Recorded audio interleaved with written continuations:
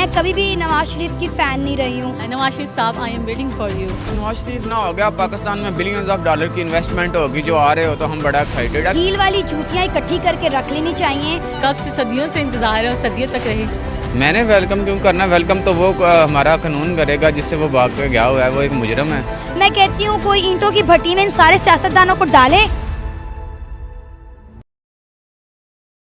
अस्सलाम वालेकुम नाज़रीन, मैं हूँ आपके मेज़बान कमल अमानत और आप देख रहे हैं खलीज डिजिटल। नाज़रीन, एक बड़ी खुशखबरी के पाकिस्तानियों का तवील अरसा का इंतज़ार जो है वो बिल्कुल ख़त्म होने जा रहा है। कहा यह जा रहा है कि सितंबर में नवाज शरीफ साहब वापस आने वाले हैं। आज हम लोग मार्केट में मौजूद हैं, लोगों से जानेंगे कि नवाज शरीफ साहब की जो है वो तशरीफ़ आवरी पर वो कैसा इस्तकबाल करेंगे, कैसा वेलकम होने जा रहा है और क्या क्या तैयारियाँ किए जाने वाली हैं। आवाम से जानते हैं, मेरे साथ रहिएगा। पूरी अवाम को बड़ा जो है वो इंतज़ार है उस शख्सियत का, जान तो गई होंगी। जी जी बिल्कुल, मैं समझ रही हूँ। शरीफ साहब की बात कर रही हूँ। कहा यह जा रहा है कि सितंबर में वो वापस आ जाएंगे। अगर वो वापस आते हैं तो आप उनका इस्तकबाल कैसे करेंगे? मेरा ख्याल है कि हमें गंदे अंडे, गंदे टमाटर और हील वाली जूतियाँ इकट्ठी करके रख लेनी चाहिए और इनका इसी तरह से इस्तकबाल करना चाहिए कि पूरी दुनिया में एक मिसाल कायम हो जाए ऐसे भगोड़े लोगों के लिए जो अपने मुल्क को इस तरह छोड़कर भागते हैं। मतलब मैं कभी भी नवाज शरीफ की फ़ैन नहीं रही हूँ। माना उनके भाई शहबाज शरीफ जब सीएम थे, उन्होंने पंजाब के लिए बड़ा काम किया था, लेकिन नवाज शरीफ का कभी भी कुछ अच्छा इम्पैक्ट, कोई अच्छा इमेज मेरे पे नहीं रहा।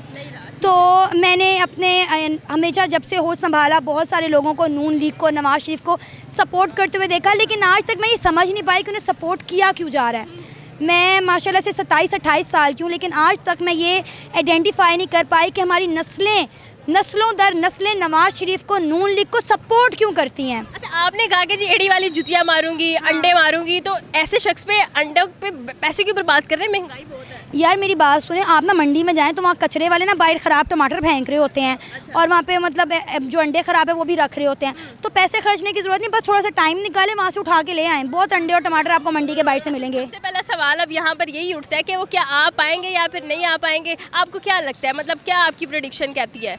इलेक्शन है, आना तो पड़ेगा। तो इमरान खान साहब आए थे, बड़ी उम्मीदें थी उनसे, लेकिन इमरान खान साहब जिन उम्मीदों में पूरा नहीं उतर सके। ख़ासकर अगर मैं 9 मई की बात करूं तो जो दिन मैंने उस दिन देख लिया ना, यकीन करें बड़े भारी दिल के साथ वो दिन आज भी याद किया जाता है।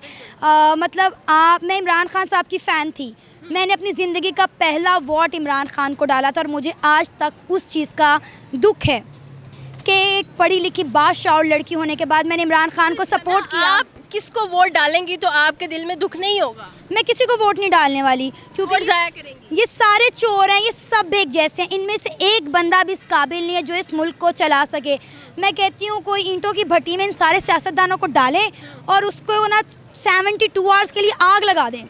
ये सारे झुलस जाए कि जिस तरह की आवाम होती है वैसा ही हुक्मरान मिलता है। तो फिर आवाम से क्या कहना चाहेंगे? बिल्कुल, ये तो हमारे कुरान पाक में लिख दिया गया है, जैसी आवाम होगी वैसे हुक्मरान होंगे। मेरी ख्याल है हमारी आवाम ऐसे हुक्मरान ही डिज़र्व करती है। इनको कोई ताल्लुक वास्ता नहीं है। देखिए, अमीर अमीर तो होता जा रहा है, गरीब गरीब होता जा रहा है, मिडिल क्लास वाले पिस रहे हैं। ठीक है, तो इनको कोई फ़र्क नहीं पड़ता। बिजनेसमैन के बिज़नेस चमक रहे हैं, डॉलर महंगा होता है, इनके वारे न्यारे हो जाते हैं। पिस्ता कौन है? गरीब या फिर मिडिल क्लास तबका जो जॉब्स कर रहा है, क्योंकि उनकी तनख्वाहें वही हैं। डॉलर का रेट बढ़ गया। अब मुझे बताएं, 30,000 आपकी तनख्वाह है, 23,000 आपको बिजली का बिल आया है, तो आपने घर कैसे चलाना है? आप किसी अच्छी सोसाइटी में घर ले लें, वहाँ पे 60 रुपये बिजली का यूनिट मिल रहा है। मतलब आप अच्छी ज़िंदगी किसी अच्छी सोसाइटी में भी नहीं गुजार सकते। मेरा ख्याल है कि वक्त आ गया कि पाकिस्तान छोड़कर चला जाए, क्योंकि यहाँ पे कोई हालात नहीं। आपको नहीं लगता सना कि अगर पाकिस्तान छोड़कर जाते हैं, यहीं पर तो हमारी मेजरमेंट चेक होनी है कि हम कितने पैट्रियोटिक है अपने वतन के साथ, तो हम क्यों फिर अपना वतन छोड़? यही सोच मेरी फैमिली के कुछ मेंबर्स की भी है, लेकिन मैं उनके साथ इत्तेफाक नहीं करती, क्योंकि मैं मानती हूँ ये हमारा मुल्क है, अपने मुल्क के साथ मोहब्बत होनी चाहिए हर अच्छे बुरे वक्त में। मुल्क को छोड़कर ओवरसीज पाकिस्तानी बनकर रेमिटेंस भेजना चाहती है, मुल्क को सुधारना चाहती है, या फिर हमेशा के लिए बाय बाय बोल देना चाहती है? मेरा ख्याल है हमेशा के लिए बाय बाय बोल देना ही बेहतर है। आप देखें पिछले 1-2 सालों में कितने नौजवान पाकिस्तान छोड़कर चले गए। क्या वो बेवकूफ़ हैं? नहीं। जब हमारे सियासतदान, हमारे कारोबारी तबका, हमारा अपर क्लास बंदा अपने बारे में सोचते तो क्या हमें यह हक़ नहीं है कि हम खुद अपने बारे में सोचें? जब हर बंदा यहाँ पे सफ़ाक खुद गर्ज हो गया, खून सफ़ेद हो गए, तो फिर हम क्यों ना अपने बारे में सोचें? जब हर बंदा अपने पेट के बारे में और अपने घर के बारे में सियाना है, तो फिर हमें भी अपने घर के लिए सियाना होना चाहिए। मेरा ख्याल है कि अब हम सबको ना अपने घर को एक इंडिविजुअल पाकिस्तान बनाना चाहिए। हमें अपने घर का निज़ाम खुद चलाना चाहिए। हमें अपने घर पे सोलर पैनल लगाने चाहिए। हमें अपने घर में कोई सुई गैस का ऐसा निज़ाम, अब गोबर से गैस बनती है, कोई बैकयार्ड में आप ऐसा सिलसिला चलाएं, क्योंकि आपको पता है पाकिस्तान में सुई गैस का आप निज़ाम देख लें, 10 बजे के बाद गैस नहीं आती, सुबह 6 बजे भी नहीं आ रही थी, 12 बजे फिर चली जाती है। तो मेरा ख्याल है कि हर बंदे को इंडिविजुअली अपने घर को खुद चलाना चाहिए। खुद ऐसे निज़ाम बनाएं कि आप बिजली भी खुद अपने घर को प्रोवाइड करें, आप अपने घर में गैस भी खुद करें, आप अपने गार्डन में सब्जियां भी खुद ही लगाएं, क्योंकि ये मुल्क आपको अब कुछ नहीं देना चाहता। अगर आपने पाकिस्तान में रहना है तो इसका बेहतरीन सोल्यूशन है, इसके अलावा मुझे कोई और हल नज़र नहीं आ रहा। नवाज शरीफ साहब वापस आ रहे हैं, इस्तकबाल कैसे करेंगे? बहुत अच्छी बात है, नवाज शरीफ वापस आ रहे हैं और आई थिंक अब वापस आएँ तो कुछ ऐसे प्लान्स भी लेकर आएँ कि पाकिस्तान जो है वो काफ़ी हद तक अच्छा एक कंट्री बनकर सामने आए, क्योंकि एज़ पाकिस्तानी और मतलब अगर मैं ऑब्ज़र्व करूँ तो मुझे कुछ ख़ास इख्तलाफात नहीं है नवाज शरीफ की गवर्नमेंट से, क्योंकि लाइक अगर प्रैक्टिकल एनालिसिस किया जाए और प्रैक्टिकल देखा जाए तो मेरे ख्याल में जो मतलब ठीक है, एक होता है ना, एक चीज़ होती है हराम और एक होती है मकरूह। ये हमेशा से मतलब हम लोग देखते हैं कि मतलब लाइक एक चीज़ होती है मतलब एक कुछ तो है वो सारा ही खाते हैं ना, और कुछ है जो कुछ तो लगाते हैं कम अज़ कम। तो उन्होंने जो है उनकी गवर्नमेंट में उन्होंने कुछ ना कुछ तो किया है ना पाकिस्तान। अगर आप लाहौर को देखें तो लाहौर वाज नेवर दिस जो कि लाहौर अब है। मतलब अगर आप 10 साल पहले कभी लाहौर को एनालाइज करें तो जैसा लाहौर अब है वो ऐसा कभी भी नहीं था। मतलब ये कि आप नवाज शरीफ को पसंद करती हैं, अब सवाल ये कि आप उनका वेलकम कैसे करने वाले?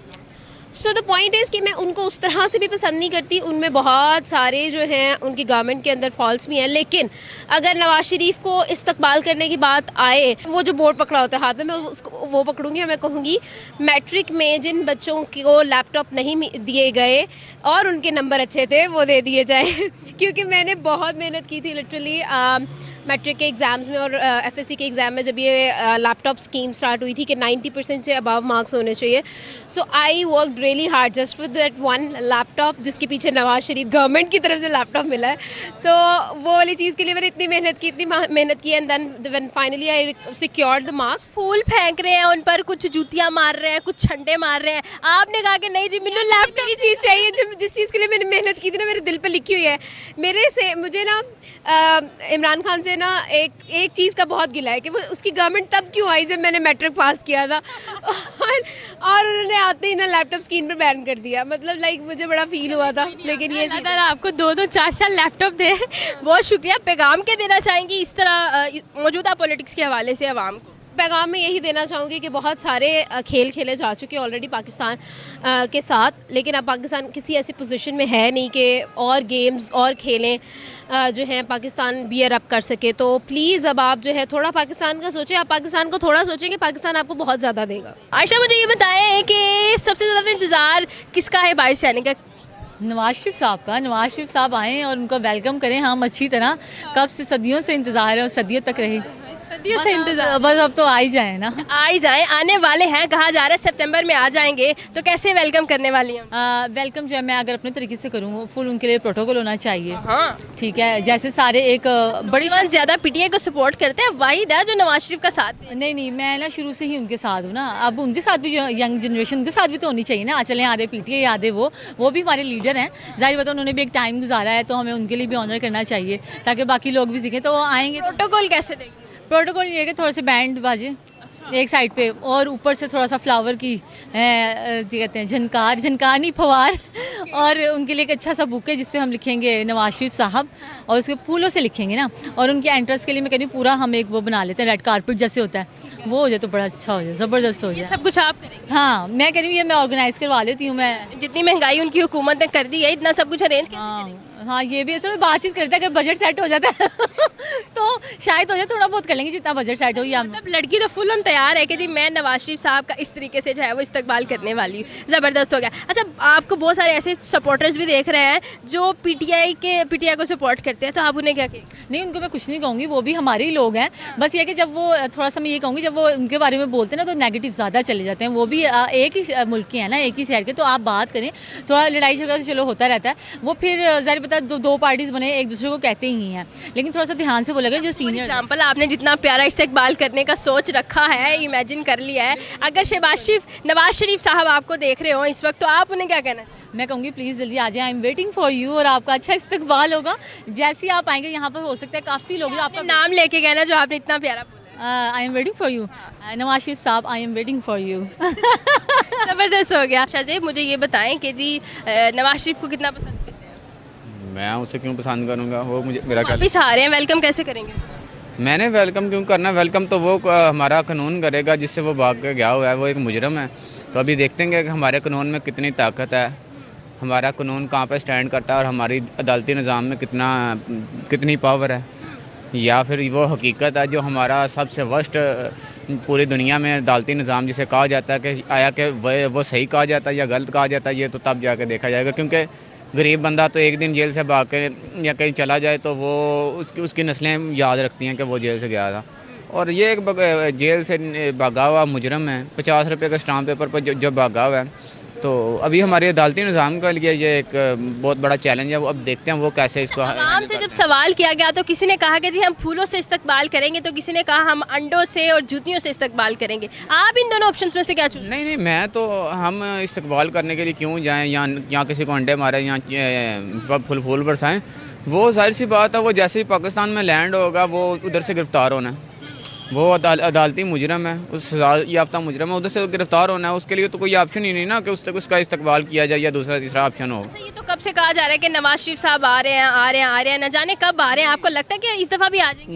नवाज शरीफ ना हो गया, पाकिस्तान में बिलियंस ऑफ डॉलर की इन्वेस्टमेंट होगी, जो आ रहे हो तो हम बड़ा एक्साइटेड है। क्या करना है उसने आके, इधर कहीं और बंदे फिर रहे हैं, इधर छदेव रहा है, इधर फिर रहा है, क्या फ़ायदा हो रहा है मुल्क को, उसके आने का क्या फ़ायदा होगा, क्या है वो, मुझे ये नहीं समझ आ रही।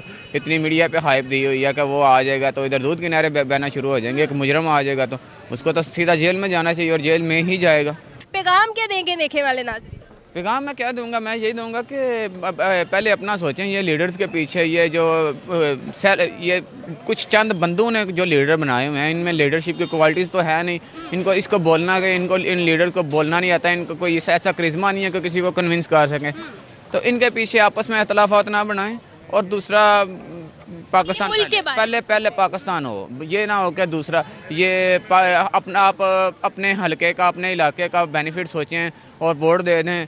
आप पूरे कौम का जायज़ा, जब तक हमें एज अ नेशन नहीं सोचना तो हमारे मुल्क ने तरक्की नहीं करनी। जितना नाज़रीन आवाम की राय आपके साथ शेयर की, कमेंट सेक्शन में बताइएगा कि इसके बारे में आपका क्या कहना है। इसी के साथ अपनी मेज़बान को दीजिए इजाज़त। अल्लाह निगहबान।